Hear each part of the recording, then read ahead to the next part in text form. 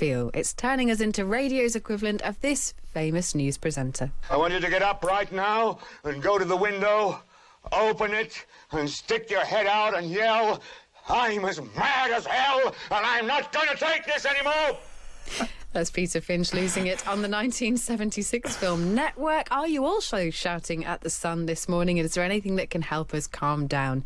David Woolfson is a psychotherapist specialising in anger management and is the founder of Anger Planet. Good morning. Good morning to you. It's better be good, David, or we'll be furious. How do we keep calm in this kind of heat?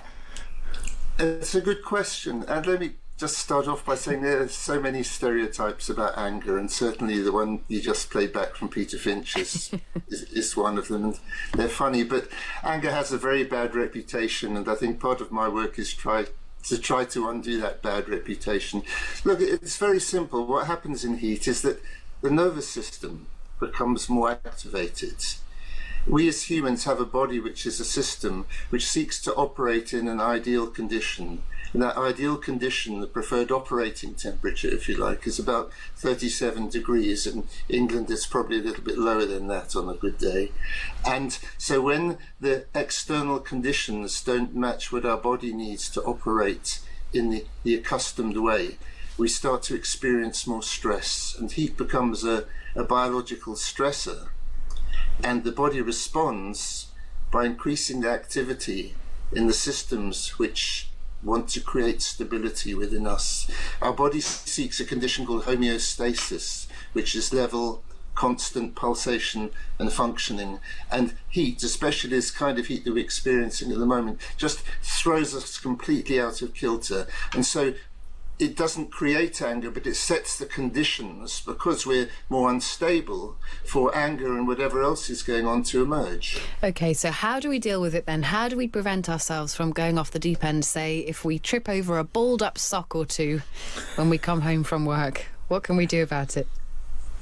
I've probably done that many times. This is about impulse control. This is about impulse control, because the problem is that what happens is that it affects our brain and our brain's control systems, because they're brain control systems which are involved in regulation, particularly the frontal cortex. And it can be harder for us to inhibit those impulses that we want to shout or act out when we trip over that dangerous sock. And there's not a lot we can do, because in that moment we go into what's called the anger reflex, the anger behavior, the survival physiology, and we're not really open to very many commands. And the simplest one is actually to pause and to do nothing. My favorite statement is, when you're angry, that doing nothing is doing a lot, because everything that you do you're probably going to regret. OK, so we have a little pause. And if that doesn't work, David, have you got a top tip?